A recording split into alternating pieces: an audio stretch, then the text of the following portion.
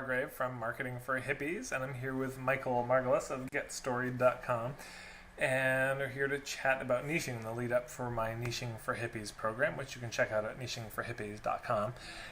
Michael, thank you for being with us, and I'm wondering if you can maybe just introduce yourself and what you do, what your deal is. For sure. Well, Tad, first of all, it's great to see you again, brother. Totally right. Yeah. Well, I'm excited. I'm excited to catch up. So, to anybody who doesn't know about Get Storied, we're an advisory and training company that's devoted to transformational storytelling. And what we really focus on is helping folks that are innovators, change makers, entrepreneurs, creatives, basically anybody who's doing something that's new and different. And how do you translate that into cultural acceptance? Right? What's the right story to tell that's going to attract more than repel? And what we find is oftentimes there's a lot of unconscious ways that we self-sabotage how we tell our story that actually pushes people away. So that's a big part of what we geek out on. And we have a lot of info products online. We do a lot of consulting with companies and so on. But that's part of our, that's what I love connecting with you, Tad, because your work around niching is really brilliant in helping people who, are progressive visionaries really think about how to tell that story in a way that people are going to really identify with. Thanks, man. It's funny. I feel like the whole storytelling thing is not something I totally get. Oh, stop it! Seriously, You're though, being so humble. I'm not. I'm not. I really. It feels like. I just feel like you are this genius with it.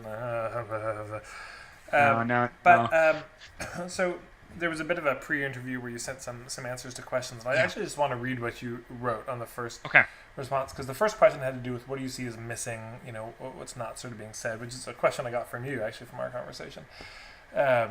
And you'd said, stop trying to be anything but yourself. Storytelling is not about selling shit, it's about giving a shit. Same goes with niching. You can't dominate or own your marketplace, but you can own your story. Be the story you were born to be. That's natural authority. And I'm wondering if you can just kind of riff on that and expand on that, because I think it's just a really important notion. Yeah, for sure. One of the things I often find is really critical to, if you're a visionary or a change maker, and I know, your program, you're working with hippies, like they're you're a very idealistic driven type of person that's watching your stuff and identifies with your work, Tad. And one of the challenges that, I just moved to Marin County, so guess what? I'm a hippie too. Okay. And here's the thing. One of the things that we're all really afraid of being judged and rejected, especially when we have a message that we feel is visionary or that in some way challenges the status quo. So, and hopefully we can explore this maybe as a follow-up in a second too, because I'm not even answering your question yet. I'm being a good politician and redirecting, right? I'm just realizing this, forgive me. But there's a huge part about this issue of safety. How do we tell our story in a way that we feel safe and in a way that our audience feels safe? Now, I mentioned that because that's the pretext to, when we're telling our story, there's a part of us that's just like, pick me, will you love me, will you like me, right? There's this thing where we're trying to like self-validate, and oftentimes a lot of us we self-congratulate. Well, I'm kind of a big deal. Like there's all these ways that we come off, and we're afraid to come off that way too. So either we're really bashful or we're too boastful. And so the thing when it comes to really getting into this issue with your niche, my big advice for people is when you do it right, your story is your ultimate credential. Because a lot of us go, I don't have enough pedigree, and I don't go to some fancy school, and I'm doing something that hasn't been done before. So we have all these excuses. We think we have to prop stuff up instead of actually looking at our story, like the path we've been on. What have been those twists and turns in our life that help to reveal and explain why we do what we do. It's in storytelling terms, I call it the origin story, right? People want to know where you come from and what are your motivations, because we're all suspicious, right? We're all especially today, we're very cynical and suspicious of anybody's message, and the question of, are you for real? Seriously? Can I trust you? Like, what's are you just trying to sell me shit? Right? Or do you give a shit about my world and what's, what the pain I'm going through? So, and I know you explore this a lot around niching, of really telling that story of the journey of the journey that people are trying to go on, and how much you understand that journey for them. So similarly, you have to tell them a little bit about your own journey. And ultimately, here's a way to sort of land this, which is, we most often teach that which we've had to learn for ourselves. Right? So the thing you've had to struggle to figure out, because you looked at the world and you're like, this world doesn't make sense. I feel like I'm wearing a bunch of hand-me-down clothes that just don't fit. Right? We all have that experience in some way. You have to tap into that experience and communicate it in a way that helps people understand why this is so personal for you. And when you do that, you tap into a niche which is the undeniable niche, because it's your natural authority. It's the story of who you were born to be. Wow, I love it. I love it. It's fun. That made me think of something I just gotten from a guy, Mark Manson, and I don't know if you're familiar with his stuff at all, but the name rings a bell. he does the name Pavlov ring a bell for you? Pavlov. Does that ring a bell? Sorry, that's it's a dog breed, right? it's the joke. The Pavlov's bell. Never mind. But he had this idea, and I'm sort of translating it for marketing because he was sharing it in another context. But yeah, this idea that there are only 3 types of clients you're ever going to meet. I think it was the safety thing that brought this up. There are clients who are going to hear what you're about and going to love it right away, leaning in. Tell me more. There are clients that are going to lean back and kind of roll their eyes and like, whatever, inherently. And there's not much you can do about it. And then there's clients that are sort of neutral, and they're like not leaning in or out, but they're like, well, that's interesting. That's neat. And and his thing was that, or at least my sort of interpretation of his thing is that most businesses have a lot of neutral clients. They've got clients who are like, you're all right. It's not bad, And that neutral clients are kind of like the white blood cells of a business, that they are the thing that they're a sign of sickness, ultimately, when we have too many of them. And that the sickness has to do with the lack of vulnerability, and that we're not really revealing ourselves. And because we're being neutral and not revealing ourselves, the response that comes back is neutral. But if we actually are vulnerable and reveal ourselves, we tend to get a more polarized response. More people tend to want to say yes, but also a lot more people want to say no. Yes. And there's that whole fear of rejection, when it's the irony is we actually want to be rejected a lot more, because that's what. And I was curious, so I share all that to ask the question. Yeah. What do you see as the balance between vulnerability and safety? Sure, that's a great question. So, I guess there's a couple pieces to safety and vulnerability. The first thing that you have to keep in mind, and I see this happen a lot with storytelling, especially when people are a change maker or an activist, and hippies easily fall into that category, where we prioritize our own safety above the safety of our audience. And what I mean, an example of that is when you take a judgmental or self-righteous position. We're actually what we're doing there is we're actually putting up a wall of separation that is saying, well, I'm better than you, or I'm more enlightened than you, or I'm more socially responsible than you, or I'm just a better human being than you are. And it's not intentional, right? I don't think anybody who falls into that, or most of the time, it's not intentional, but it's unconscious, and it's actually sabotaging your ability to connect with others. So one of the things that I think a lot about these days, and I've been actually having some really great conversations with activists around this, which is, I think that social activists need to learn how to tell better love stories.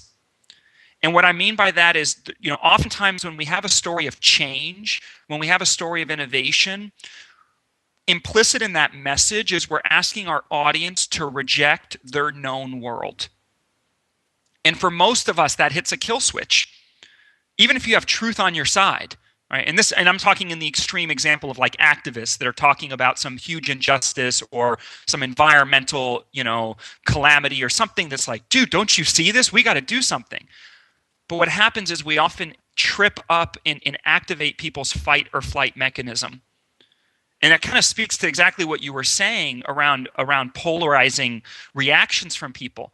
You don't want people to fight or flight, right? Fighting is people going, well, F you. I don't know what you're talking about. That ain't for me. And the flight is people just going numb and disengaging, right? The trick to becoming more effective in the way in which you use story is to tell the story that's the love story so people can find themselves in it. I'll give you an example. I was recently talking to a buddy of mine who does a lot of work around plastic pollution. Okay, real visionary. He's been he really kind of presaged this as an issue for many years. Now,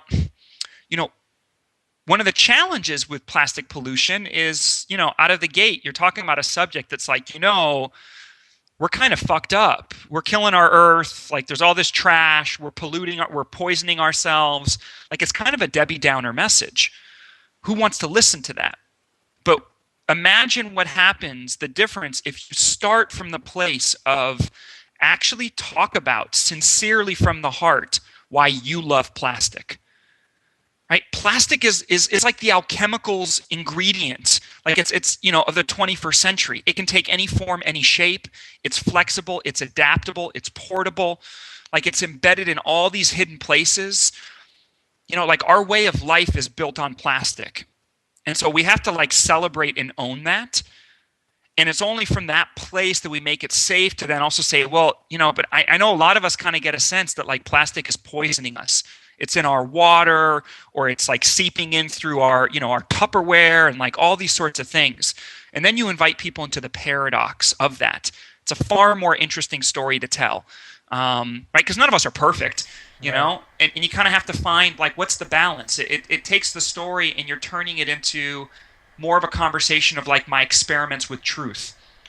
Let me try to go without plastic for a week, or let me see, what happens if I go to the supermarket with my paper bag, but then I realize, oh wait, when I'm grabbing produce and I'm putting that in a plastic bag, and it's like there's like layers of this, but we can't get all caught up with sort of being sort of like this asceticism that like, I'm going to be perfect, I'm going to be Mr. Anti-Plastic Man. Because unless you're living on the mountaintop, you can't avoid it. So anyways, I hope that's not too big of a rant, but it's just an example of like this notion that sometimes we're dealing with complex stuff, and you got to find a way to actually appreciate, honor, and embrace the shadow. I like that. I feel like we'll come back to that later in the conversation. So going back to what you were saying earlier about the whole sort of owning your story. So the feeling I get from this and from the conversation we'd had before was there's like a journey that we've gone through. There's something that we've overcome. There's our own kind of hero's journey. And because we've gone through that, that's shaped us into a certain kind of person with a certain set of skills or gifts and something to offer. Yeah. And that sort of end result of so far of our story is a very strong position to be in, because it's our natural authority of our lives and our own experience. Yes. So when we stand in that and offer that to the world, that comes across very strong.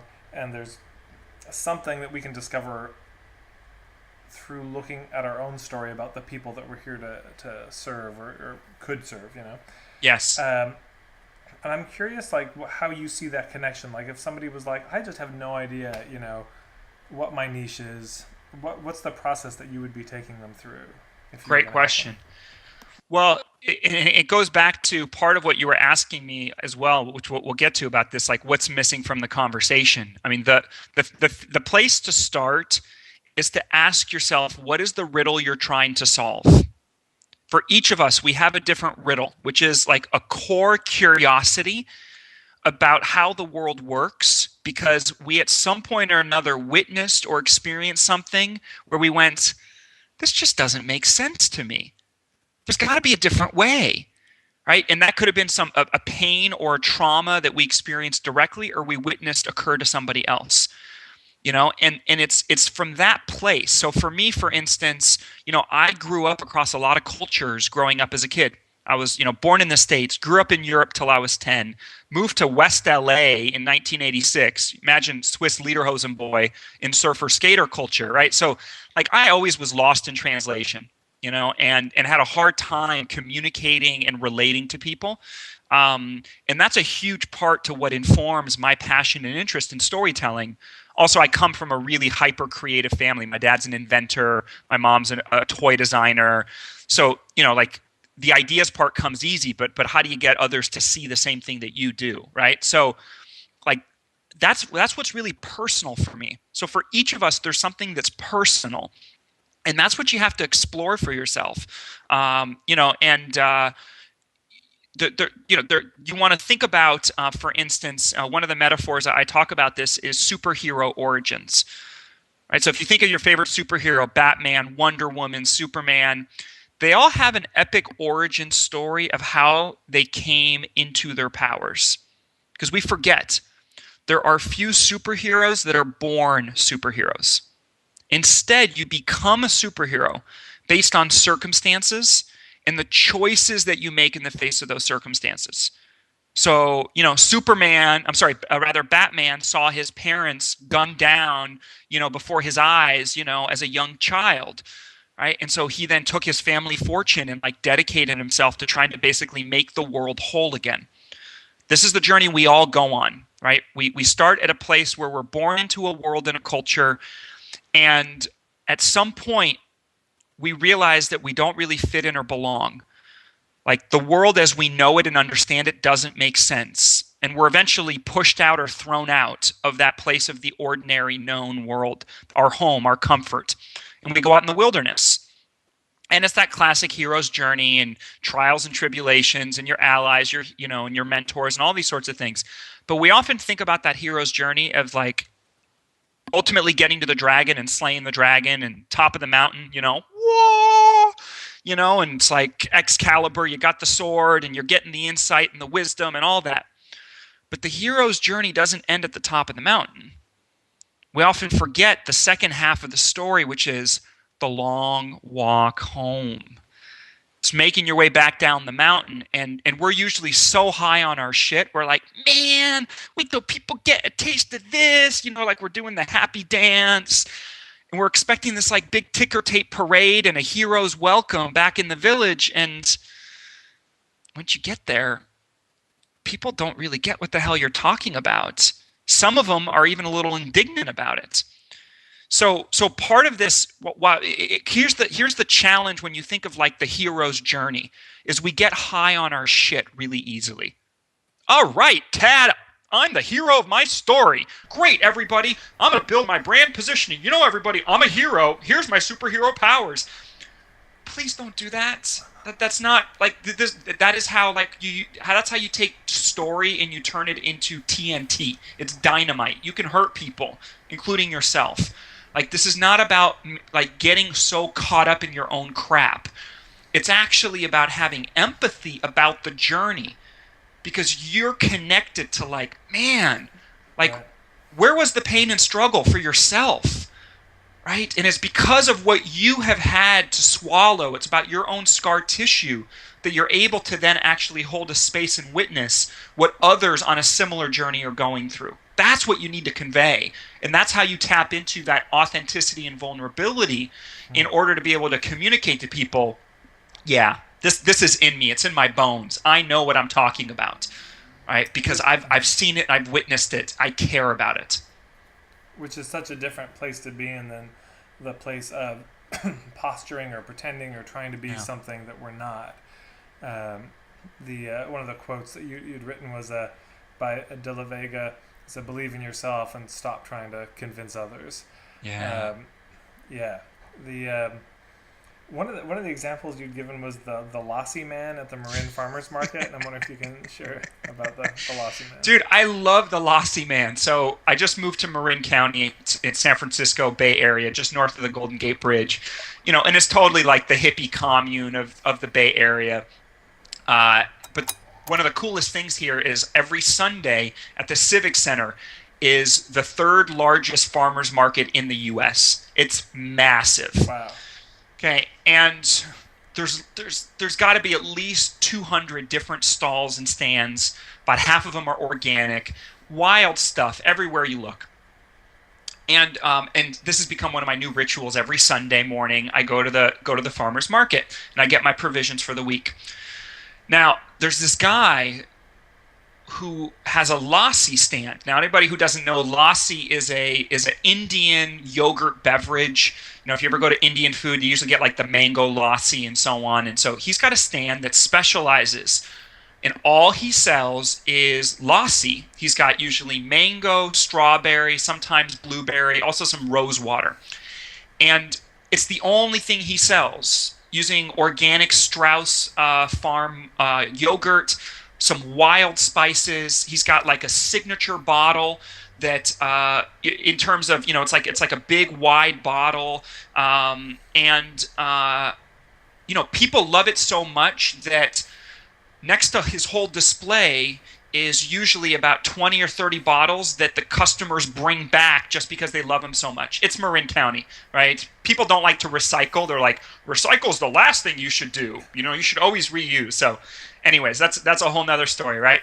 But so here's what I love about the Lossy Man. And if you talk to him, he'll talk about his journeys around the world. He's actually a guy from Amsterdam who spent a lot of time in India and just fell in love with Lossy and wanted to perfect, you know, just like the ultimate Lossy. Because oftentimes Lossy's too thick. You want it really thin, not too sweet. Like, he's gotten it down. Now, the reason I talk about the Lossy Man is at this market of 200 stalls, right, you know what he is selling. He's singular. It's one thing that he has a personal connection to, and I swear there's like mojo in this stuff. I mean, he must like do pujas to the Lossy because it is activated, right? You're drinking it and you're like, whoa, okay, it's good stuff. Versus there are a bunch of stands that are all selling the same stuff. Now, yes, if you look really closely, one of them might have 5 kinds of plums, the other one has 4, and one of them has cauliflower and yellow squash, but the other one has yellow squash and green beans, right? It's like you get lost in all of the noise. And I noticed this too, if you ever travel to more exotic countries, like when I went to Turkey, to Istanbul, right? You go and there's a region that's the leather district, and there's literally 300 shops selling leather goods. Or you go to the gold district, or you go to, you know, the electronics district. People do not understand, and it's like all around the world, this notion of differentiation. Like, actually pick something. All right, if you're into leather, like, be the belt buckle store. You know, where you can trick yourself out with every kind of belt buckle, from your Texan belt buckle to, you know, your heavy metal belt buckle. So, I think there's something there that's important, and it's one of the hardest things for many of us, because, you know, it's like that classic notion of like, well, who's your product for? You're like, oh, well, it's for everyone, right? When you're telling the story to everyone, you're actually telling the story to no one. It's much better to pick one person who's your ideal customer, tell the story about them, and if you tell it well enough, and if you tap into the essence of what they care about, there'll be a derivative effect of a lot of other people who don't necessarily fit that exact avatar will go, oh, me too, I want some of that. Totally. But I think that's a creative tension that I see oftentimes, where we don't make enough choices so that we're able to actually cut through the noise so people can find us in the market. And it's interesting because it just has me wonder, how do people go from like, okay, here's my whole life story and all of the things I've gone through, and there's probably myriad things that they've experienced, to then honing that into one thing. I mean, does that maybe get to what you were talking about, sort of the core curiosity that people have, like the core question, the riddle they're trying to solve, like there's a sort of a reflecting back and then really distilling it down, like what is the... Yeah, and so what you do is you take this curiosity or this riddle that you have that you're trying to solve, this thing you're wrestling to the ground, and then you look at your field or your profession, whether it's your area of specialty. You might be a designer, you might be a consultant, you might be a coach, whatever that specialty is. Or you look at a specific market, like nonprofits or environmental groups, or architecture, like whatever sort of that target market is, home builders, and you ask yourself, what is missing from the conversation? Right. Right? What's the thing that really matters, but that people aren't paying enough attention to? And you talk about that. That becomes your point of view. And you can talk, the key to it is to talk about it in humble, empathic terms. Like, because this is part of the struggle, right? So part of my point of view of what I think is missing from the conversation is that we often are telling a story that repels more than it attracts.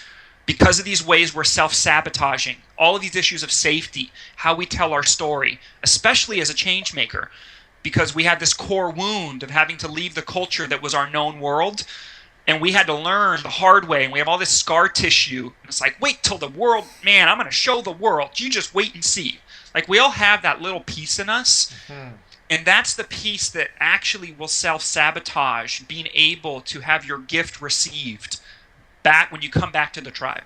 So connect for me there's that looking at our life story and finding our core curiosity sort of internally, and then there's looking out into the world, into whatever domain we feel drawn to, and asking ourselves what's missing in the conversation here. And do you see a connection between those two things?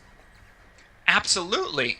It's we're kind of getting into sort of metaphysical here in a way. It's like you start to see the story you want to tell is, how has the universe conspired to give you the character building experiences you need in order to have the wisdom and the perspective to address this fundamental gap or issue that you see affecting other people. Boom. Right. Yeah. And one of the things you also said in the pre-interview was that really struck me, and it was a criteria or way of looking at niching that I'd never really considered before, was that I was asking, like, how would somebody know if they found a really good niche? They said, well, they start having fun, work becomes labor of love. Then you said, and they're saying no more often and more easily. They're saying no on a more regular basis to things that prospects and inquiries that don't totally fit their niche or their focus. And I'm just wondering if you can elaborate on that. Sure. See, when you start to align your work consciously around this riddle you're trying to solve, when you really focus on this core curiosity, it's impossible to fail. Because all you're doing is you're wrestling to the ground this thing that is core to you, that you're most obsessed, that you're most fascinated with. So everything is just part of the learning journey. It's part of the twists and the turns of, better understanding and discerning how that thing works.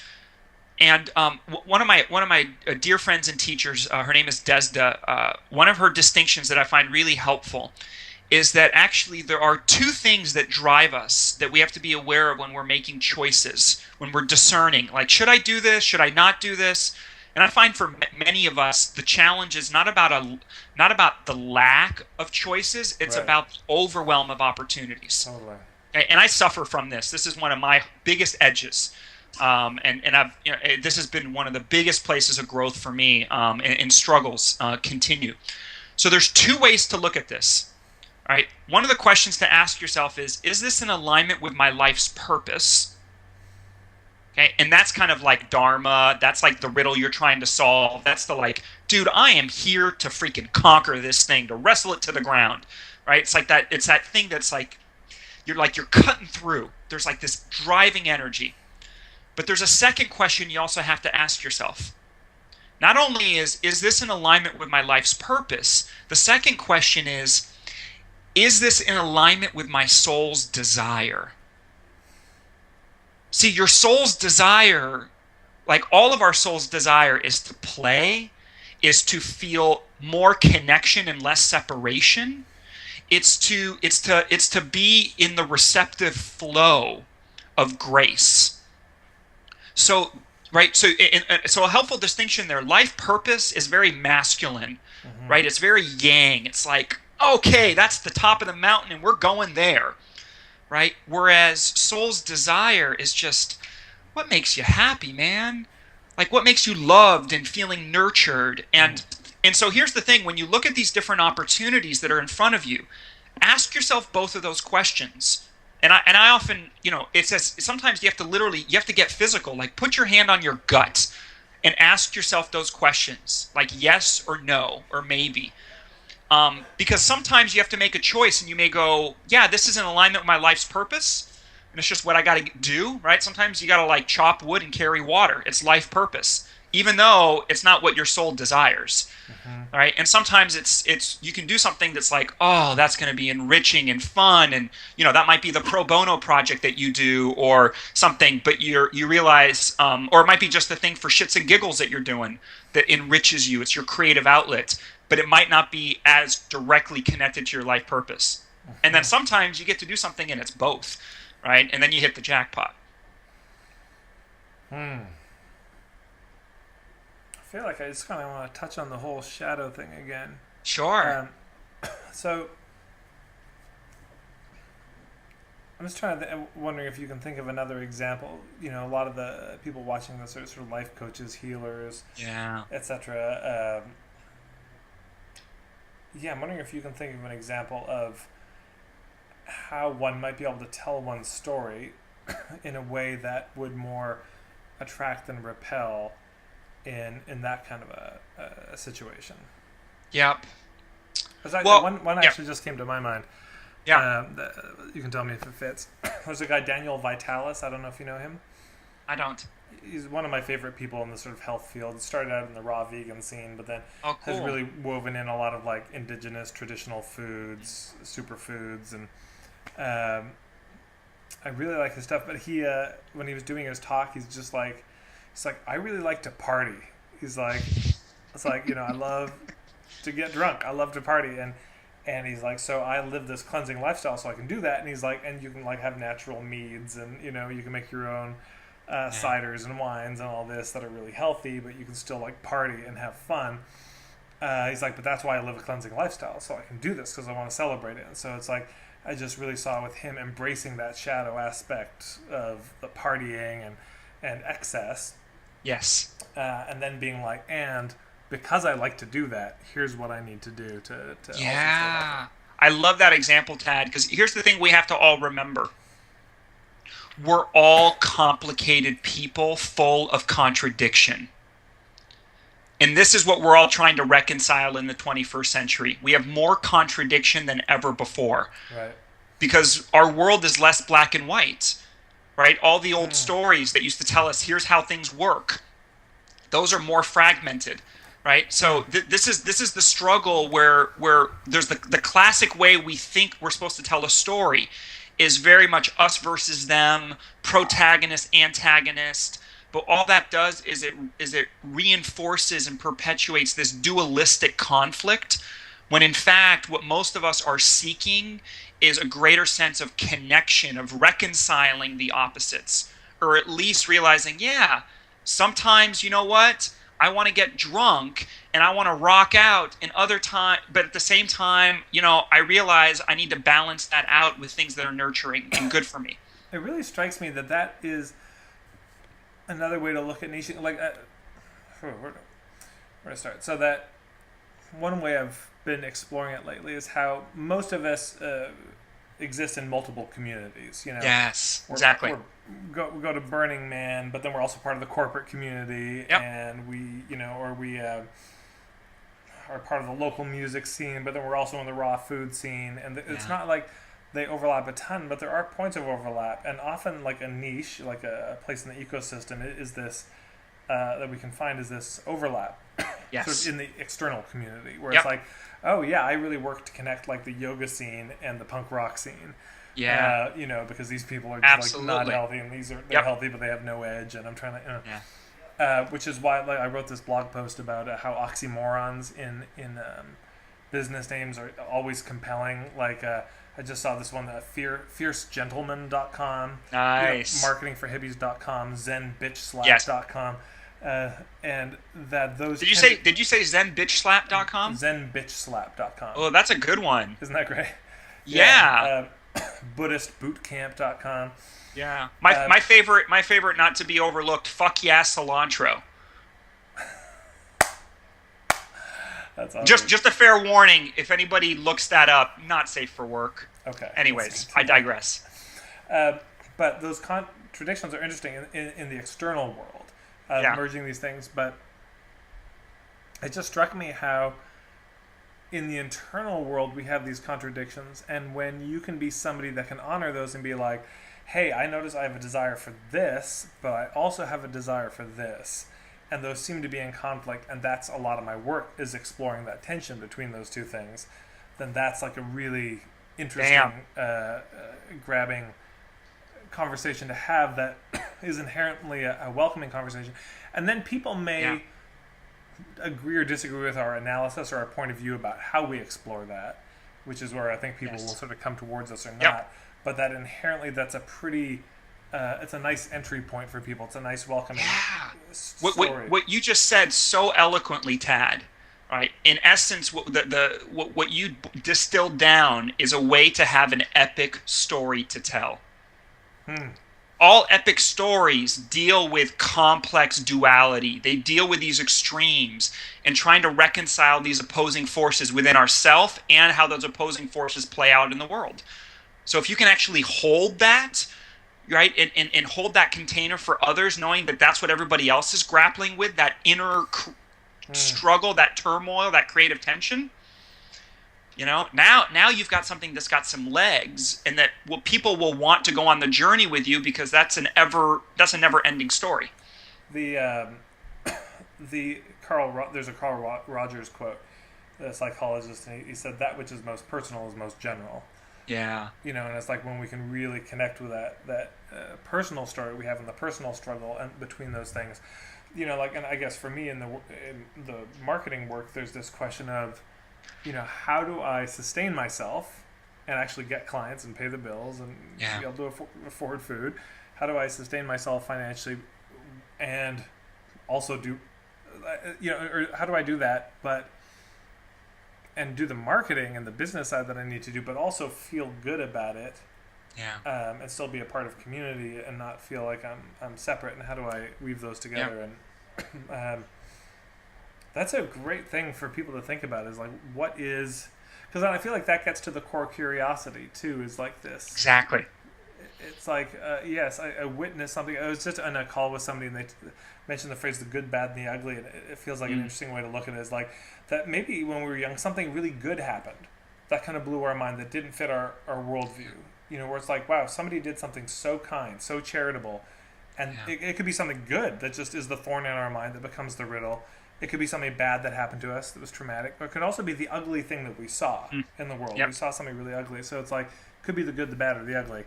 I like that. Yeah, but that something happens that we're like starting to question the world and sort of shatters our worldview in a way. Exactly. And we feel like we don't belong. And then from that, there's some contrasting set of qualities or dynamics that we end up wrestling with for the rest of our life. Yep. Yeah, and the key to that is to know, for most of us, it's not always the case, but for most of us, you talk about the good, the bad, and the ugly. For most of us, it comes from the bad and the ugly. Yeah. For most of us, it's usually out of the wound we discover our gift. Totally. Right? And it's actually really important to connect that dot, to learn and to recognize, to have an appreciation that there is underlying meaning that comes out of that suffering. Right? But what's key is for you to name and be conscious of that wound. Because if not, when you are telling the story and you're doing your work out in the world, your own ego's need for self-validation, your own ego's need for, my victim story, it will trump everything. And this is oftentimes why people also get repelled from the coach, the yogi, the shaman, the therapist, right? Where it's like, those are some of the most fucked up people that you ever meet sometimes, right? And it's like, dude, do you realize, like, you gotta, you're just projecting out onto the world really the change that really you seek and need the most within yourself, right? and we're all guilty of this at some level. Okay, I'm not like we all have that shadow, but Right. you got to name it and be in relationship with it. Is really my point, and that's how you take the edge off of it. Well, and which feels important because if when I'm doing the marketing and and talking about it in the world, Yeah. to those people also have that same shadow part of themselves. And so if I speak about that shadow in a way that is dismissive or demonizing of that place, then those people are going to shut down, and they're not going to, I mean, maybe they'll work with me out of a sense of shame, which isn't, the healthiest thing and the most sustainable. But most likely they're just going to be like, oh, screw this guy. Yeah. Or, but yeah, if we can speak about that thing that, because, it's like one of the questions that I love to ask people is like, what is it that you want to be giving people permission to do? Yes. And for a lot of people, they have so much shame, and if they can have permission to actually feel okay about that, which is why I think a lot of the whole dating and pickup scene, got so big, is because a lot of guys just needed permission. Like, it's okay to go talk to a girl. It's okay to say hi. Absolutely. That's not, and in fact, it's better than the creepy staring that you're doing. And and when guys go, oh, that thing is, it's okay.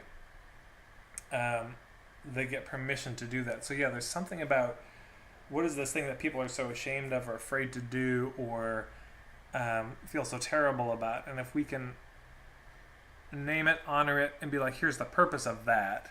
Yes. In a good way. Here's the good intention or the positive benefit of Yeah. having that. That's real freeing for people. Exactly. I feel like that also opens them to take another step in their life.